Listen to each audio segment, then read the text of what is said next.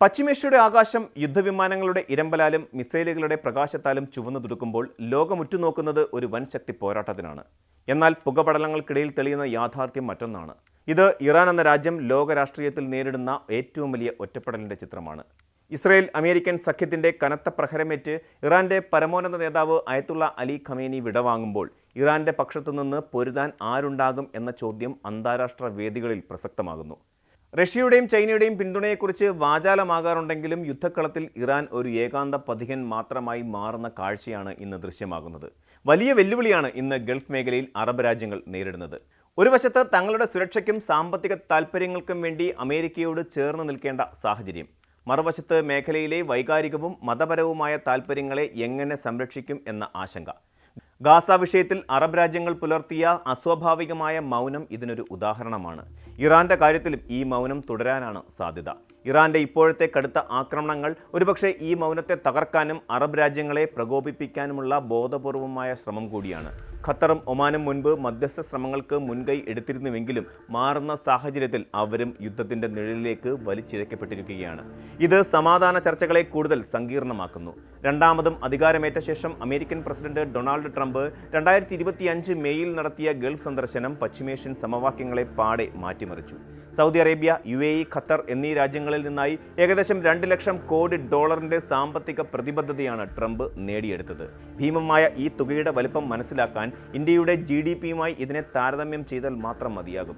ഇന്ത്യയുടെ മൊത്തം ആഭ്യന്തര ഉൽപ്പാദനം 4 ലക്ഷം കോടി ഡോളർ ആണെങ്കിൽ അതിൻ്റെ പകുതിയോളം തുക അമേരിക്കൻ താൽപ്പര്യങ്ങൾക്കായി ഗൾഫ് രാജ്യങ്ങൾ നീക്കിവെച്ചു എന്നത് ഈ രാജ്യങ്ങൾ തമ്മിലുള്ള ആഴത്തിലുള്ള സാമ്പത്തിക ബന്ധത്തെ സൂചിപ്പിക്കുന്നു.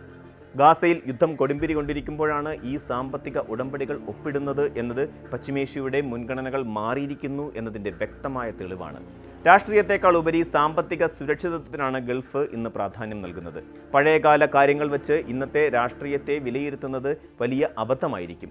ഒരു കാലത്ത് ലോകരാഷ്ട്രീയത്തിൽ ഗൾഫ് രാജ്യങ്ങളുടെ ഏറ്റവും വലിയ വിലപേശൽ ആയുധമായിരുന്നു എണ്ണ. എന്നാൽ ഇന്ന് സാഹചര്യമെല്ലാം മാറിയിരിക്കുകയാണ്. അമേരിക്ക ഇന്ന് ഗൾഫ് എണ്ണയെ ആശ്രയിക്കുന്ന രാജ്യമല്ല, മറിച്ച് ലോകത്തെ തന്നെ ഏറ്റവും വലിയ എണ്ണ കച്ചവടക്കാരിൽ ഒരാളാണ്. ഇതോടെ അമേരിക്കയ്ക്കെതിരെ എണ്ണയുപയോഗിച്ച് സമ്മർദ്ദം ചെലുത്താനുള്ള അറബ് രാജ്യങ്ങളുടെ ശേഷി ഗണ്യമായി കുറഞ്ഞു. ഈ ഒരു പശ്ചാത്തലത്തിലാണ് ഇസ്രയേലുമായുള്ള ബന്ധം സാധാരണ നിലയിലാക്കാൻ ലക്ഷ്യം വെച്ചുള്ള എബ്രഹാം സന്ധി പ്രസക്തമാകുന്നത്. 2020-ൽ UAE-യും ബഹ്റൈനും ഇതിൽ ഒപ്പുവെച്ചു. 2023-ൽ സൗദി അറേബ്യ കൂടി ഇതിൻ്റെ ഭാഗമാകാൻ ഒരുങ്ങവെയാണ് ഒക്ടോബർ 7-ന് ഹമാസ് ഇസ്രയേലിനെ ആക്രമിച്ചത്. ഇസ്രയേലും അറബ് രാജ്യങ്ങളും ഒന്നിക്കുന്നത് തങ്ങളുടെ നിലനിൽപ്പിന് ഭീഷണിയാകുമെന്ന് കണ്ട ഇറാൻ ഹമാസിനെ ഉപയോഗിച്ച് ആ നീക്കത്തെ അട്ടിമറിക്കുകയായിരുന്നു. എന്നാൽ ഹമാസ് എന്ന കരുനീക്കം ഇറാന്റെ വലിയൊരു തന്ത്രത്തിന്റെ ഭാഗമായിരുന്നെങ്കിലും അതിൻ്റെ ആത്യന്തിക ഫലം ഇറാനെ കൂടുതൽ ഒറ്റപ്പെടുത്തുക എന്നതായിരുന്നു. ഇറാൻ പണ്ടത്തെ പോലെയല്ല. അതിൻ്റെ ശക്തി കേന്ദ്രങ്ങളായ ഹമാസ്, ഹൂതി, ഹിസ്ബുള്ള എന്നീ ഗ്രൂപ്പുകൾ മുൻപത്തേക്കാളും ക്ഷീണിതരാണ്. 1979 മുതൽ ഇറാന്റെ ഏറ്റവും വലിയ സുഹൃത്തായിരുന്ന സിറിയയുടെ അവസ്ഥയും ഇന്ന് ഭിന്നമാണ്. ബാഷർ അൽ അസദിൻ്റെ ഭരണകൂടത്തെ അട്ടിമറിച്ച് അമേരിക്കൻ പിന്തുണയോടെ മുഹമ്മദ് അൽ ജുലാനി അധികാരം പിടിച്ചതോടെ ഇറാന്റെ പശ്ചിമേഷ്യൻ സ്വാധീന വലയത്തിൽ വലിയൊരു വിള്ളൽ വീണു. ഇറാന്റെ തന്ത്രപരമായ പങ്കാളികളെന്ന് വിശേഷിപ്പിക്കപ്പെടുന്ന റഷ്യയോ ചൈനയോ ഈ യുദ്ധത്തിൽ നേരിട്ടിടപെടാനുള്ള സാധ്യത തീരെയില്ല. റഷ്യ നിലവിൽ യുക്രൈൻ യുദ്ധത്തിൽ കുടുങ്ങിക്കിടക്കുകയാണ്. ചൈനയാകട്ടെ തങ്ങളുടെ ആഗോള വ്യാപാര താൽപ്പര്യങ്ങളെ ബാധിക്കുന്ന ഒരു സൈനിക ഇടപെടലിന് ഇപ്പോൾ മുതിരുകയുമില്ല. ചുരുക്കത്തിൽ ഉപരോധങ്ങളാലും ആഭ്യന്തര കലാപങ്ങളാലും വലയുന്ന ഇറാൻ ഈ മഹായുദ്ധത്തിൽ തികച്ചുമൊറ്റയ്ക്കാണ്. ഇറാൻ ഇന്ന് ചിന്തിക്കേണ്ടത് തങ്ങളുടെ അയൽരാജ്യമായ അഫ്ഗാനിസ്ഥാനെക്കുറിച്ചാണ്. അട്ടിമറിക്കപ്പെട്ട ഭരണകൂടങ്ങൾ തകർന്നടിയുമ്പോഴും അവയ്ക്ക് ജനമനസ്സുകളിൽ സ്വാധീനമുണ്ടെങ്കിൽ പതിറ്റാണ്ടുകൾക്ക് ശേഷം അവ പുനർജനിക്കുമെന്ന് ചരിത്രം പഠിപ്പിക്കുന്നു.